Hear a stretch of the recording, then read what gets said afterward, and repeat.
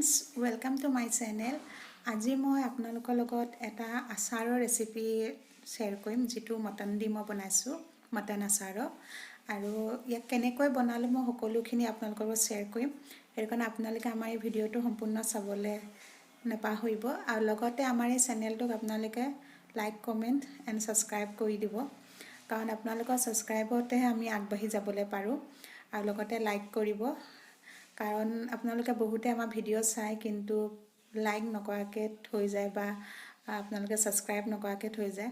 কিন্তু প্লিজ আমাৰ এই চেনেলটোক আপোনালোকে ছাবস্ক্ৰাইব কৰি দিব আৰু লগতে চেনেলটোক আগুৱাই নিয়াত আপোনালোকে সহায় কৰিব। চ' আহকচোন আজি আমি এই ৰেচিপিটো কেনেকৈ বনাইছোঁ আচাৰৰ। চ' চাওঁ।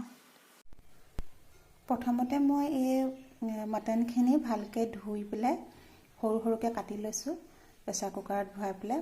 তাৰপিছতে মই ফাৰ্ষ্ট দিম ইয়াত আপোনাৰ অকণমান জলকীয়া গুড়ি, তাৰপিছত অকণমান দিম জিৰা গুড়ি, তাৰপিছত অকণমান ধনিয়া গুড়ি দিম, আৰু অকণমান মই ইয়াত হালধি গুড়ি দিম, আৰু লগতে অকণমান মই নিমখ দিম।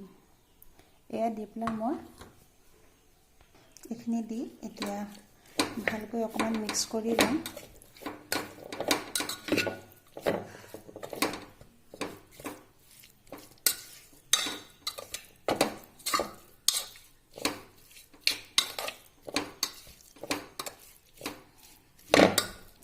দেখিছে মিক্স কৰিছে। ইয়াত কোনো ধৰণৰ আমি পানী এড নকৰোঁ, আমি কুকাৰত ঢাকনা লগাই দিম।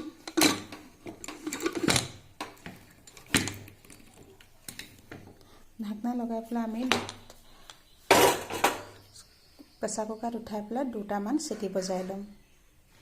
গেছৰ জুই একেবাৰে মানে মিডিয়ামত ৰাখিব, একেবাৰে হাইও নকৰিব আৰু একদম ল' কৰি নথ'ব। এতিয়া মাংসখিনি সিজোৱাৰ পিছত এনেকৈ পানী ওলাই গৈছে। আমি পানী দিয়া নাছিলোঁ, কিন্তু ইয়াত আপোনালোকে দেখিছে ইয়াত পানী ওলাই গৈছে। এতিয়া আমি মাংসখিনি টুকি পেলাম। মাংসখিনি আমি টুকি ল'লোঁ।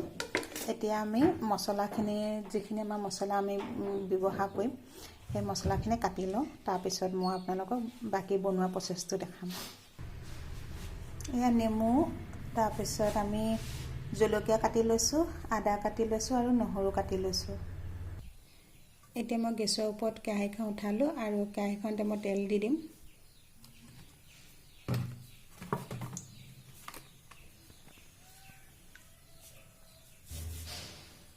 মোৰ মাংস কম, সেইটো কাৰণে মই কমকৈ বনাইছোঁ। কেৰাহীখন বেছি ডাঙৰ হ'ল, সেইটো কাৰণে তেল কম যেন দেখা গৈছে। এতিয়া তেলখিনি যেতিয়া গৰম হ'ব, তেতিয়া মই ইয়াত এয়া যিটো আমাৰ পাঁচফোৰণ হয়, পাঁচফোৰণ মই দি দিম।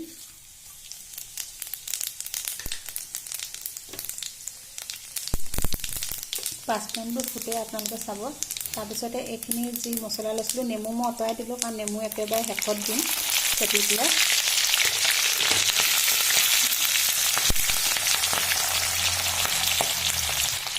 তাত অকণমান সময় মই ফ্ৰাই কৰিম, যাতে যেন বস্তুখিনি অকণমান ভালকৈ কোমল হৈ যায়। ইয়াত আমি জলকীয়া দিছিলোঁ, আদা দিছিলোঁ আৰু নহৰু দিছিলোঁ।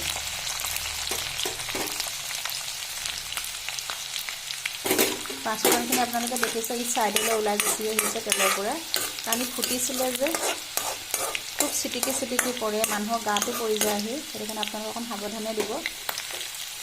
তাৰপিছত মই মাংসখিনি ইয়াত দি দিম। কিছুমানে আগতীয়াকৈ ভাজি ল'ম বুলি ক'লে আপোনালোকে ভাজি ল'ব পাৰে তেলত, কিন্তু মই একেবাৰতে বনাম কাৰণে মই ভাজি লোৱা নাই। কাৰণ ইয়াতোতো এনেও ভাজিব লাগিব, মানে মিক্স কৰোঁতে বহুতখিনি হৈয়ে যায়, সেইকাৰণে ইমান দীঘল প্ৰচেছ নকৰোঁগৈ।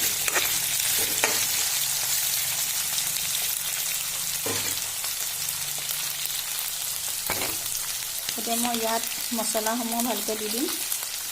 মই এইটো ৰং মছলা দিছোঁ, জলকীয়া গুড়ি, ৰং জলকীয়া গুড়ি। তাৰপিছত এয়া মই জ্বলা জলকীয়া গুড়ি দিছোঁ। জ্বলা জলকীয়া গুড়ি অকণমান সৰহকৈ দিলেও একো নহয়, কাৰণ পিছত নেমু চেপি দিয়াৰ লগে লগে খিঠতে আহি যাব। তাৰপিছত মই এয়া মিক্স মছলা গুড়ি দিছোঁ।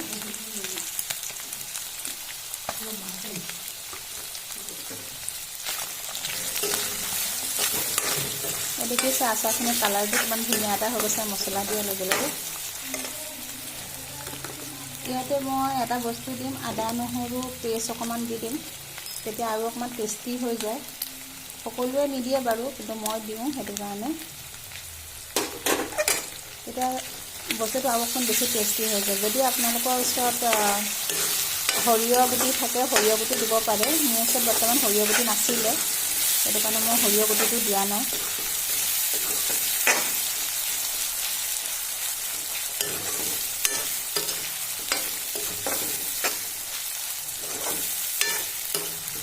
এই সময়টো বহুত ভালকৈ লৰাব লাগিব, কাৰণ নহ'লে কেৰাহীখনত তলিত লাগি যায়গৈ আৰু জ্বলিব নালাগিব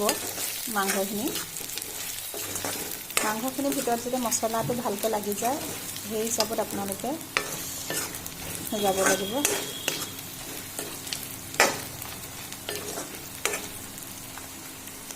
এতিয়া ইয়াত মই নিমখ অকণমান দিম। প্ৰথমতে আমি বইল কৰোঁতে নিমখ দিছিলোঁৱে, কিন্তু আচাৰত নিমখ বেছি হ'লেও একো নহয়, কাৰণ নেমু যেতিয়া পৰিব, চিৰকা যেতিয়া পৰিব, তেতিয়া ইয়াৰ নিমখটো এনেই মেইনটেইনত আহি যায়।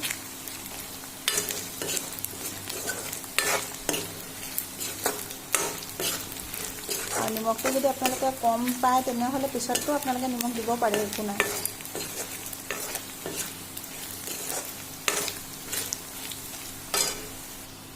এয়া বনাই থাকোঁতে কিন্তু জুইৰ ফ্লেমটো প্ৰথমতে মিডিয়াম ৰাখিব, পিছলৈ আপোনালোকে ল' কৰি দিব।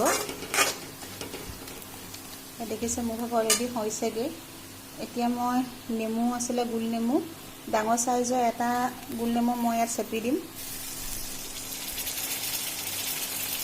আপোনালোকে আগতীয়াকৈ ৰসটো উলিয়াই পেলাই পিছত ঢালি দিবও পাৰিব, যি থাকে আপোনালোকৰ সুবিধা হয়।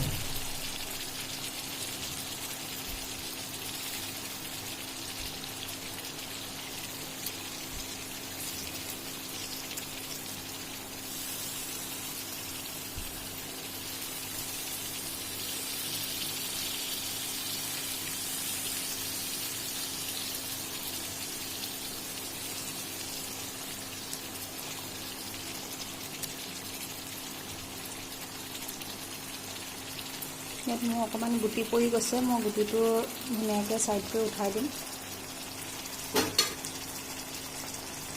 নহ'লে গুটিয়ে তিতা নিচিনা কৰি দিব পাৰে। এতিয়া মই ভালকৈ এইখিনি মিক্স কৰিম আৰু গেছৰ ফ্লেমটো মই অফ কৰি দি দিম।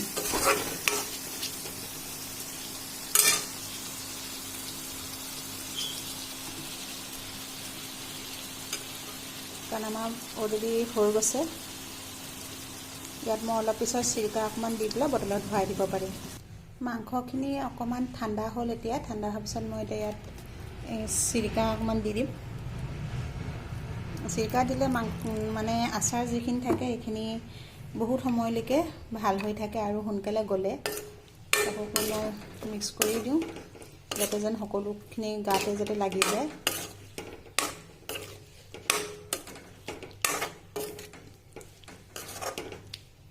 এতিয়া এইখিনি আপোনালোকে ষ্ট'ৰ কৰি পেলাই বহুত দিনলৈকে খাই থাকিব পাৰিব। ৰুটিৰ লগত খাব পাৰিব বা ভাতৰ লগত হ'লেও আপোনালোকে খাব পাৰিব। এবাৰ বনাই চাবচোন আপোনালোকেও, বহুত সহজ হয় আৰু খাবলৈও বহুত বেছি টেষ্টি হয়।